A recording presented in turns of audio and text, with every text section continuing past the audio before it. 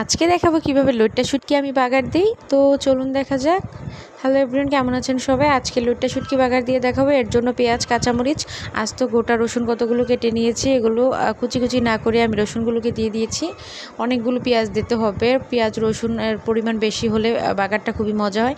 তারপর হলুদের গুঁড়ো, মরিচের গুঁড়ো দিয়ে ভালোভাবে একটু পানি দিয়ে কষাতে দিতে হবে। ভালোভাবে যত কষানো হবে তত ভালো হবে।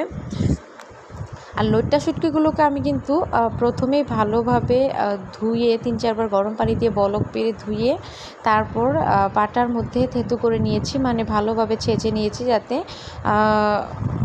একটু গোটা গোটা না থাকে। তো এইভাবে দেখেন ছেঁচে নিয়েছি। এগুলো কিন্তু লইট্টা শুটকি। এগুলোকে এখন আমি ছড়িয়ে ছিটিয়ে দিয়ে দিব। আসলে এভাবে ছেঁচে নিলে কিন্তু খুবই ভালো হয়, সেদ্ধ তাড়াতাড়ি হয়ে যায় আর ভেতরের ময়লাটাও চলে যায়। আর একটা কথা হলো, ভালোভাবে কিন্তু ধুয়ে নিতে হবে।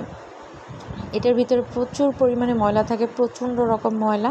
তো ভালোভাবে ধুয়ে নিয়ে ভালোভাবে কষাবো। এই যে ভালোভাবে ধুয়ে বালুগুলো ফেলে দিয়ে তারপর ভালোভাবে ছেঁচে তারপর কিন্তু দিয়েছি। এই কথাটা মাথায় রাখতে হবে সবসময়ই।